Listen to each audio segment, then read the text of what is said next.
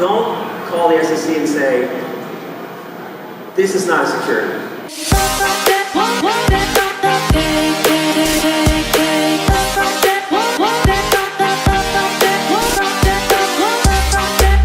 Okay, let's get started. So Zach, I know you left SEC. Are you able to tell us why you left SEC?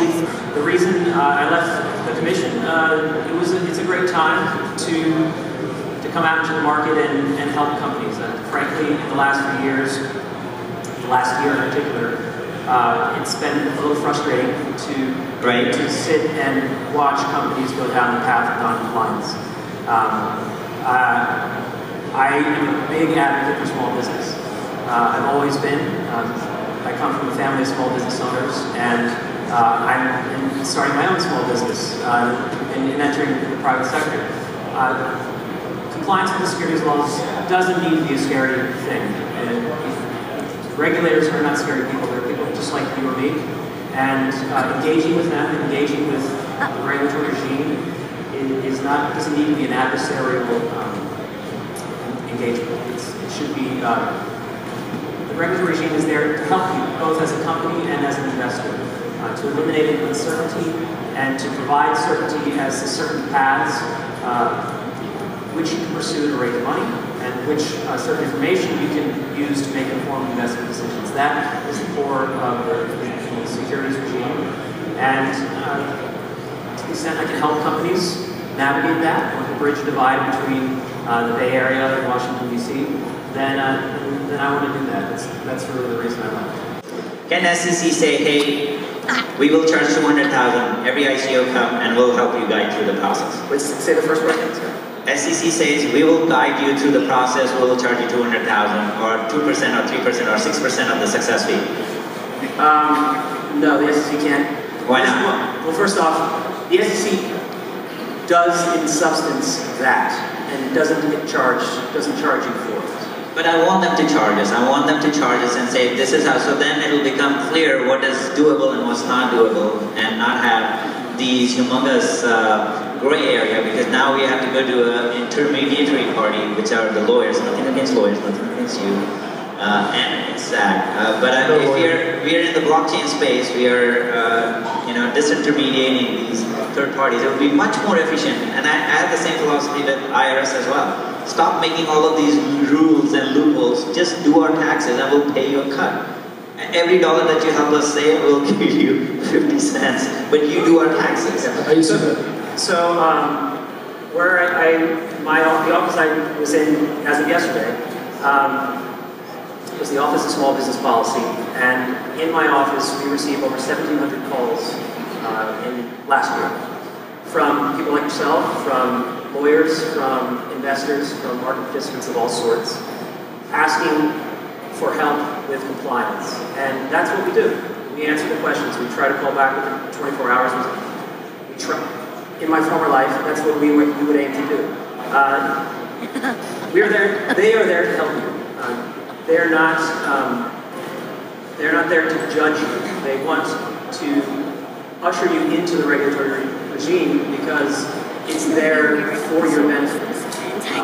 It's a long, tried and true regime that's very flexible, principles based, and it can be navigated. So when people say there's a gray area, I don't necessarily agree.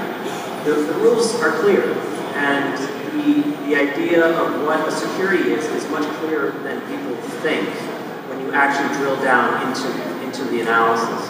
Now, yes, I spent a lot of time thinking about the issue, so I'm not going to say that when I first started as a securities attorney I understood any of it. In fact, one of the reasons I wanted to go work for the Securities and Exchange Commission is because when I was in private practice, I didn't feel like I was doing a service to clients when I didn't understand what the rules were I was applying. That's the definition of malpractice in many ways. So it is a skill set that needs to be learned, certainly, but there is a thing. There are papers and there are words on those papers that tell you how to navigate and what is required and why. And so it's a lot of information. I don't expect the people running businesses to understand all of the information, but that's why you have advisors or you have attorneys. You don't necessarily need them. There's no requirement of the rules that you hire an attorney, but it's it's an efficiency issue, isn't it? You can do all these things yourself, but it's not efficient. It's not efficient to do your own taxes all the time or to handle your own accounting. It's also not efficient to run your own token sale or securities offering when in fact you don't really know what you're doing. But in some instances, this is slightly different from all the other, or if you look at the Internet 1.0, and this has come up a couple of times where as a developer you can wake up and build a website or wake up, build a feature or a software without actually having to go through an archive. Well, I'm calling it archive because I'm on the other side, so I don't have visibility into that. But in the crypto space, in the ICO, the token sales, as a developer, as soon as I wake up in the morning and I'm about to do a token sale, I have to now engage a lawyer, I have to engage a tax audit firm, I have to engage a local jurisdiction lawyer, and which was never the case before. I mean, you could do a Delaware C Corp using LegalZoom and you're almost okay until you actually start making a lot of money. But here, from the get-go, you have to engage a lawyer. So I almost feel like there's a huge entry to barrier in the token sale when that wasn't the intent of the ICO space. I think part of the problem is this blending of investment opportunities with potential use cases of products down the line. There's nothing says you have to raise capital in advance of the creation of the thing by selling that thing in advance. When you do that, and you create the expectation in the minds of the people who you're taking money from, that they're going to have a thing that is more valuable than maybe the money in which they're giving you. And you're the one who's going to get that, help them realize that potential value appreciation. That is by definition a security. And that is not a new definition. That is a definition that has been around for over 80 years. And so you can call it whatever you want, but if that isn't the substance of what it is, that is why you're running into the regulatory regime. There's nothing to say that that you need to raise money from people in this way. People can invest in you in the traditional way. But if you want to blend these things together, that is the byproduct, is that you've created an investment contract for all intents and purposes with investors, in many ways promising them a return on their investments. And that's just fundamental. So it's hard for me not to see that. I get the frustration, I get the point, but if you truly just if you want to eliminate the profit motive from all of this, then you're not you may very well eliminate the securities law of investment analysis. But I don't think it doesn't sound to me like people are interested in eliminating the profit motive. So it's a bit of wanting your cake and eating it too. And so I think the idea here is just that people need to, if you want to go this route, you need to embrace what you're doing, the substance of what you're doing, and move on like adults. Baseball cards. They have no utility. They're traded on exchanges, and they have monetary value. And the SEC is okay now considering baseball cards a security. Right? But in fact, they sound very much like a security from an outsider's point. So what do you think about that? So, I mean, baseball cards is an interesting question, right? So, let's look at it. Look at a baseball card. How is that a security, or how is that not a security? People buy baseball cards for investment. People buy them to collect them. People buy them to give to their kid because their kid loves the player and wants to feel like they've got some tangible part of that player. The collectible issue, the kid issue, I don't think anyone's going to say that's a security. But okay, what about that person who buys the baseball card for an investment? Okay, so if the person buying that baseball card, does that make it a security? Is that person buying an equity interest in the card maker by buying the card? No. Debt? No. Participation in some profit arrangement? No. Is it an investment contract? Okay, well let's do the analysis. The Howey test, which everyone loves to talk about, and for good reason, because it's very apropos in the space, says a transaction in which a person invests money in a common enterprise is led to expect profits solely from the efforts of others. So how does that work with the baseball card? Is the purchaser of the baseball card led to expect profits? Does the card maker lead that person to expect profits? No, the card maker is just selling a baseball card. The card maker is not leading the purchaser to think that they're going to make money off So this. it's The card maker is not leading the person to believe in a profit. It's the expectation that, you know... The person may have their own expectation. I could buy a lemon car and think it's going to be really great value, but the car maker isn't selling it to me as a thing of appreciating value. The other thing is, why does a baseball card appreciate in value? Because what you're going to do. Solely on the efforts of others. Well, the others meaning the card maker. Well, a baseball card doesn't increase in value because of the card maker. It increases value because somebody's a great baseball player. Someone out in the world, Cal Ripken Jr.'s rookie card is of value because Cal Ripken Jr. is an amazing baseball player with a long career. His brother, Billy Ripken, not so much. The baseball card's not worth so much. That has nothing to do with the card maker who made the thing. Now, you could imagine a scenario where a card maker has no baseball cards, right? And he says, listen, people, give me your money. I'm going to make some baseball cards. And these baseball cards are going to be worth so much money, you can't even believe it. And not only that, I'm going to create a venue on which you can trade those baseball cards.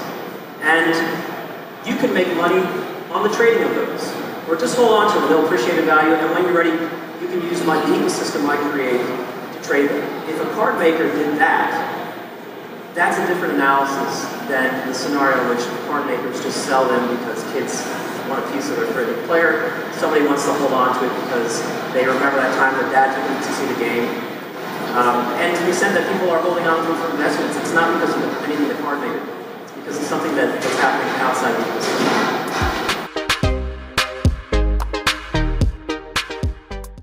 Do your analysis before you do anything.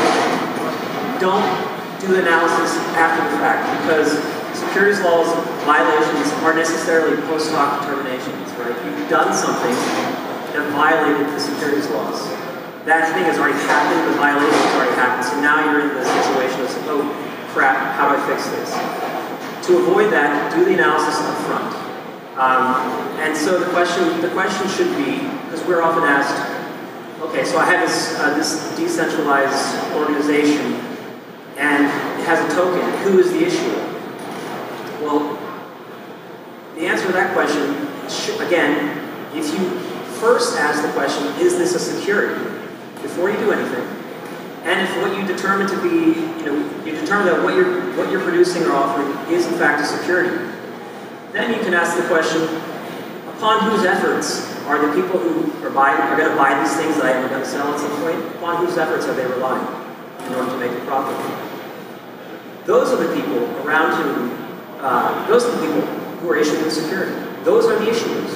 It may be you, it may be your group of your friends, your buddies who are programming. Those are the people around whom you want to wrap an entity to protect yourself, frankly, from potential violation down the line. Hopefully, you don't violate, right? Because you create the entity that offers the security. And so then you're already in the ecosystem and you're functioning. And then, the other thing is, I think the mindset just needs to shift as to worrying about worrying about navigating the regulatory regime, and rather focus on worrying about eliminating the uncertainty of avoiding the regulatory regime. Because there's certainly a cost to going out and raising money outside of the regulatory regime. There's a tax to that, right? The constantly looking over your shoulder and waiting to give the people who gave you money a one-year put back to you to the extent your company isn't successful. So I would say do your analysis up front, and then once you have a solid analysis as to what if this is a security, which in the vast majority of cases they are, then you can figure out what your options are and move forward and speak to someone who can help you. Call the SEC, ask them what your options are. So when they call the SEC, what are the phone codes they need to press to get to the right person? Yeah, so first off, go to the SEC's website. Okay. Because there's a ton of information on there. It is really useful. And what can they do so that when they're presenting their question to make the life of the SEC staffers and the commissioners on the other side easier, so that they can look at a question and say, yep, I know what they're asking, rather than stay 30 minutes on the call and yeah, don't call the SEC and say, this is not a security. Okay, because then if it is truly not a security, then the SEC's got nothing to do with it. Call the SEC when you know what you're dealing with is a security and say, okay, I have a security here. What are my options? And then you'll find a receptive answer. Got it. Do you believe that will get us a true utility token out the door? I'm hopeful that there will be tokens of use in the future. Can you? But I don't. The idea, the problem I see is that when you couple the investment opportunity with that thing, when you have a token that exists on an ecosystem, and the value of that token is tied to the value of that ecosystem, right? You can do a lot to prevent the securities laws analysis on the front end. You can not promote it as an investment opportunity. You can restrict tradability to a certain extent. But if at the end of the day, this thing you've created is a dApp, and you have a dApp-specific token, the value of which are directly correlated and coupled together, you cannot decouple them from each other, then you're going to have, you may very well always have a question as to whether or not you have just structured your thing to always be a security.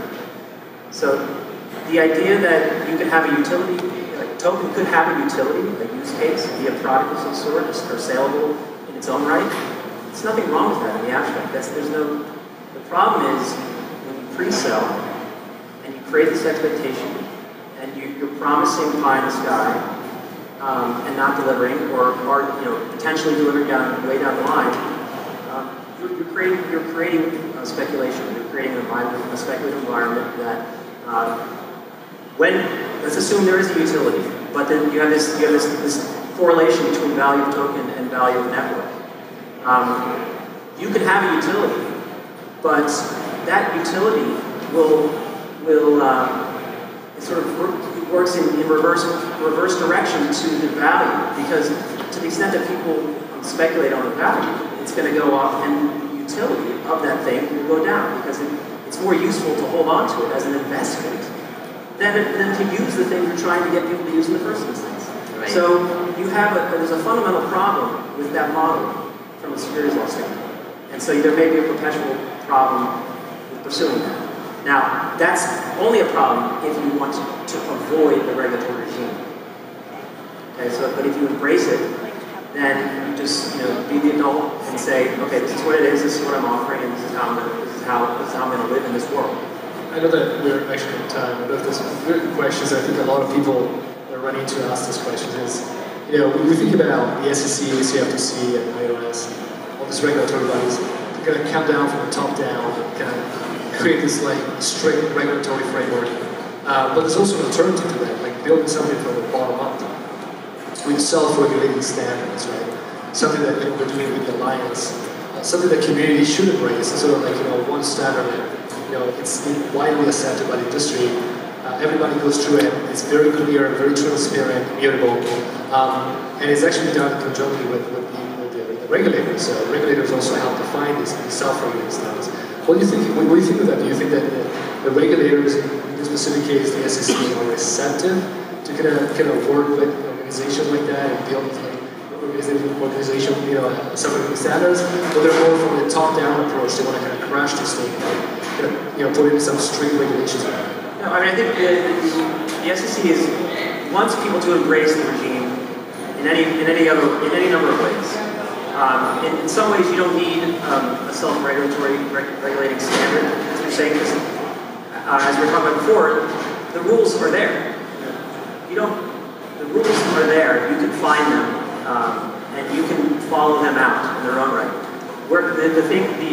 The entities you're talking about, or the alliances you're talking about, are helpful to distill that information and perhaps be able to convey it and make it more user-friendly, to aggregate it.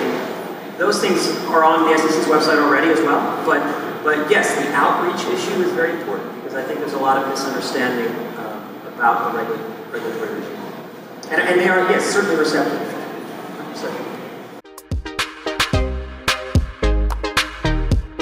Louder. Ideally, we want the utility token to be used by the end users who are using the system, but there is an expectation of profit by the investors. So how do you get the utility token to the actual users rather than the investors? And by the way, you're saying utility token, but let's just call it the security. Okay. You're selling a security. You can call it a token if you want. Okay. You're selling a security and you want to get that security in the hands of potential users of this ecosystem. Is that correct? Yes. So that would be there's options. Yes. You could register the offering, Okay. for one, go full board registration. You could do a Reg A offering and sell it to them in that regard, and they're freely tradable on the back of the Reg A offering. Presumably those investors would also be users. And there's a benefit to that, right? Because they'd be your ambassadors as well. Yes. And you deputize them in many ways to not only be your servant to use your system, but to advocate for your system and to potentially bring others into it. Crowdfunding people do the same thing. Thanks. Okay, Zach, my name is Anne. I'm a cryptocurrency venture capitalist, and you guys scare me. As you see, I might lose all my clients' money because of two things. I heard that even if it's a utility token, but as soon as you go ICO or even raise fund from venture capitalists, it's considered as a security token. And that concerns me because you have audited 200 companies that has gone ICO. They call themselves utility tokens because they have gone ICO. You now consider them security tokens. And you're about to go after another 80% companies that has went ICO. And you have ordered Cs and DCs. A lot of companies went down because you have audited them and you have Cs and ordered Cs and DCs. And all the investors lost their money. So it's unfair, it's scary because it seems like you can go backtrack, even though they have launched their cryptocurrency, their company, before the SEC regulation came in place. It only came in place recently. But you could go back and audit people that has already launched. So utility token versus security token, that's my first question. And my second question, how can you backtrack, and audit people? So those are my concerns. Thank you. Well, let me say, second question first. As I said, violations of the securities laws are necessarily post-hoc determinations, right? Because you did a thing, and somebody needs to look at it and say, what was that thing you did? Oh, you violated securities laws. So they are necessarily, by definition, post-hoc determinations, because before you violate the law, there is no violation that happens when you do a thing. Somebody looks back and says, that was a violation. So that's not an SEC issue. That's an issue of anything. You broke the speed limit. You didn't break it when you were going 45. You broke it when you crossed over 65 to 31.7. So so you can't avoid that. And then the utility token issue. Again, I don't know what a utility token is. I don't necessarily think. I'm not saying they can't exist, and that there won't be things that have utility that can be traded on within an ecosystem within certain bounds. But a security, if it's a security, it's a security, and that's why the SEC would look at it and they make a determination. They wouldn't, the burden is on. Remember where the burden lies when you conduct an offering. If you either register an offering or you do an offering that's exempt pursuant to the regulatory regime. The burden of proof of compliance with an exemption is with the person who issued the security. So if the SEC comes knocking and says, did you register your offering? And you say no. And you say, well, then what did you do? Well, I did it. It was an exempt offering. Okay, well, what was your exemption? The burden is on you to show, or the issuer, to show compliance with an exemption. They're not exclusive, so if you don't comply with one, there are others which you could have potentially complied with. But the burden is on you to show. You have audited companies that even before those regulations were implemented. Which regulations are you talking about? Because Reg A has been out since 2015. I know because I wrote it, literally I wrote it. Reg crowdfunding came out in 2016. Reg D has been out since 1982. Reg S 98 at least. These aren't new things. The Jobs Act, there are some, 506C, Reg A, Reg Property. Those are relatively new, but they're not. 3 years is a long time ago from a regulatory standpoint. Hey, thanks a lot. I was just wondering if we manage the expectations to the potential partner in the ICO white paper and the communication that you should not expect any increase in value of the token, that this is purely an utility, one, and two, do not sell something that does not exist, as in they buy something that exists today, they can get utility out of it. And three, if we put some terms around when this would be liquid, as in when this is available on exchanges, not in the near term, would those protect the ICO issuer in terms of making it more of a utility token than a security, or are you still exposed? You can still be exposed. You can pre-sell. You can go to Kickstarter and build pre-fund the production of a blender. There shouldn't be a securities law problem there. Anything could potentially be, but in all likelihood, no issue there. The problem becomes, because once you have that blender, the company could go away, but you still have a blender. You can still use this thing to make shakes.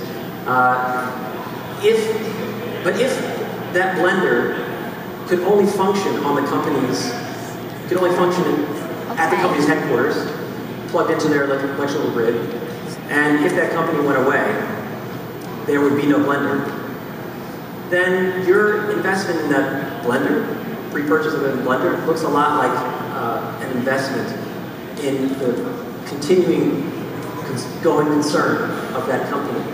So you can navigate away from a lot of the issues in your offering materials, and to the extent you're concerned about securities laws and you truly don't want to have a security, then yes, there are things on the front end that you want to avoid, like talking about how the token is going to be this great investment, just the most obvious thing that people shouldn't be doing. But there may be some fundamental flaws in just the ecosystem itself. And part of that is when you, as I see it, is sort of this idea of the coupling of the token with the network. If you had a token potentially, and I'm not saying this is anything the SEC would bless, but just something I think about, if you had a token that was different, not a network-specific token, but something that is more currency-like, then that looks, to the extent you navigate out on the front end, don't trip up in the front end, potentially in the back end, there may be some flexibility there because you have not created an ecosystem which the value of that thing you're selling is dependent on the value of the network, or somehow directly correlated. If you had, if it was functioning in dollars, the value of your network is not going to affect the value of the dollar, right? Google could disappear tomorrow, and the dollar, the United States dollar, isn't going to necessarily waver too terribly much, if at all. But the same would not be true with a successful network and a network-specific token, right? Because as soon as that thing disappears, so too will the other.